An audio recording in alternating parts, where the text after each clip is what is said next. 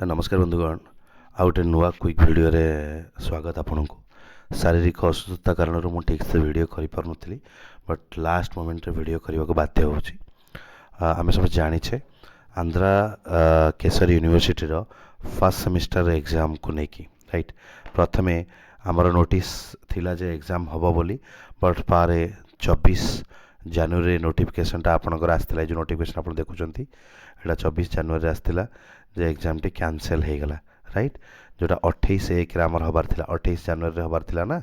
तो 24 तार नोटिस आसला सेटा कैंसल होकि नेक्स्ट केबे हबो ना 9 फेब्रुआरी रे एग्जाम हबो। वर्तमान मु वीडियो करूची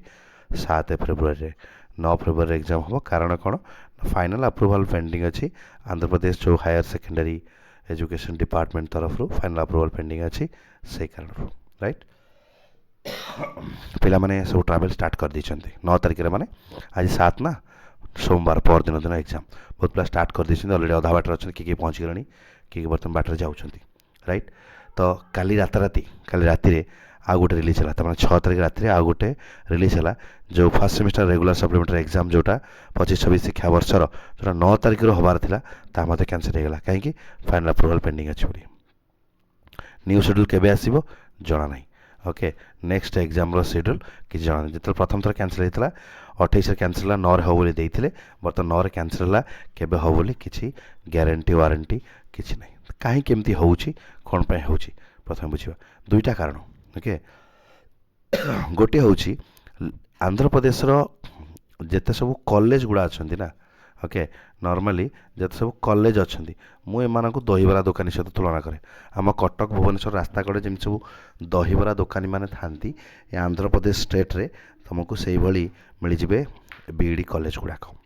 राइट कौन ना से माने गोटे इंस्टीट्यूट खोल दियंती तांकर एग्जाम कंडक्ट करती गोटे अप्रूवल नहीं आसती बास चले से आउ किछि न थाए तांकर राइट तो आउ किछि न थाए तो सब जिनस को से ठीक से मेंटेन करि पारंती नाही करती ना कह गले ओके तो सही कारण कौन हुए प्रति वर्ष किसी कॉलेज रो कौन हुए कैंसल हो जाए आइदर अफिलिएशन ना एनसीटी रिकग्निशन किसी गोटे कौन गोटे कारण एडमिशन हो पारे राइट कॉलेज मिस्टेक से माने कौन करती केस फाइल करती आउ परमिशन नियंती केस माने हाई कोर्ट रु बा सुप्रीम कोर्ट रो ऑर्डर नहीं जाती एनसीटी सुप्रीम कोर्ट रु अफिलिएशन हाई कोर्ट रो ऑर्डर नहीं कि से मानकर परमिशन माने कोर्ट रु जीति जाती then higher secondary department university permission process है टाइम लगी जाए तो सही कारण एग्जाम डिले हुए एग्जाम केवल डिले हुए नहीं सहित किसी पिला फर्स्ट सेमिस्टर एग्जाम दे पारती ना किसी पिला डायरेक्टली सेकेंड सेमिस्टर एग्जाम दियंती राइट किसी पिला ऑफलाइन एडमिशन करते ऑनलाइन एडमिशन भी भाग नहीं पारती ना यहाँ हूँ प्रथम कारण जोटा कि रिलेटेड टू अप्रूवल रहा दुई नंबर हूँ कि पॉलिटिक्स मन रखता मुझे देखुची आंध्रा केसर यूनिवर्सिटी अंडर रे जेतिकी बीडी कॉलेज जाऊँच ना अधाधिक कॉलेज ना बहुत गुड़े पॉलिटिशियन माने तार ओनरशिप बा ओनर्स बहुत गुड़े पॉलिटिशियन मानकर बीडी कॉलेज ये अच्छे तो बेले बेले पॉलिटिकल रीजन मध्य थाए ताले आपण कहिबे आज जो कैंसल गतकाल जो कैंसल आज दीटा reason Mrs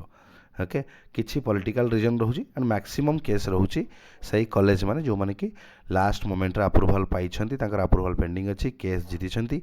affiliation equivalency related किसी इश्यू अच्छी ऑफलाइन एडमिशन करथिबा कॉलेज एई माने सब मिसिकी फाइनल अप्रूवल हो पारनी बोली बर्तमान तांकर एग्जाम हो पारु नाही राइट पर्टिकुलरली 10-20टा कॉलेज अच्छी पर्टिकुलरली 5-7टा कॉलेज जो पॉलिटिशियन अच्छा से कारण हो पारु नाही एग्जाम टी बारंबार कैंसल होची प्रथम 28 तारिख हबार था कैंसल पुणी 9 फेब्रुआरी हबार था कैंसल तो बर्तमान समस्त मन आसूँ सार केबे हम तो बर्तमान जो 7 फेब्रुआरी मु बर्तमान वीडियो करुँची ये 7 फेब्रुआरी बाय लंच टाइम गोटे मीटिंग हबार अच्छी बोधे से मीटिंग बर्तमान चलू ओके तांकर डिपार्टमेंट सहित गोटे मीटिंग अच्छी एंड बाय लंच इवनिंग सुधा आपन को जना पड़ कौ दिन एग्जाम हम बोली तो मे भी प्लानिंग रोचे 2-3 दिन जो 9 तारिख थिला एटलिस्ट 2-3 दिन लेट जदि आम स्टार्ट करवा एटलिस्ट जो पिला पहुँच जाइए से 2-3 दिन रहीगले भी से सफर करेंगे ना किसी प्रोब्लेम हम ना किंतु एपर्यंत किसी फाइनाल कहूनी आम एक्सपेक्ट करुचु से कहते आम चेष्टा करुचु 2-3 दिन घुंचेकी आम परीक्षा स्टार्ट करने को चेष्टा करवा बट मीटिंग चली हरे कृष्ण मीटिंग चली मीटिंग एपर्यंत किसी कन्फर्म है ना एंड इवनिंग सुधा आपन को अपडेट मिल तो निज कॉलेज निज एजेंट निज इंस्टीट्यूट सहित कनेक्टेड रुहतु इवनिंग सुधा लंच पर इवनिंग सुधा आपन को अपडेट मिल जे केबे नेक्स्ट एग्जाम हम बोली बर्तमान क्लारीटर सहित कहबनी मीटिंग प्रोसेस अच्छी मीटिंग सरला पर ही कौटू आमको ऑफिशियली अनऑफिशियली अपडेट सब मिल सो आज संध्या पर्यंत धैर्य धरिक अपेक्षा करा अधर्य हूँ ना एमती हवा कथा नुह बट न्यू यूनिवर्सिटी एमती बारंबार होची अन्य यूनिवर्सिटी थरे कैंसल हुए बट दुई थर एमती हुए ना बट एटा गोटे अनसर्टन थिंग घटी बट पैनिक हो ना ओके पैनिक न हो धैर्य धर संध्या सुधा आपन को न्यू शेड्यूल अपडेट आसो थैंक यू सो मच।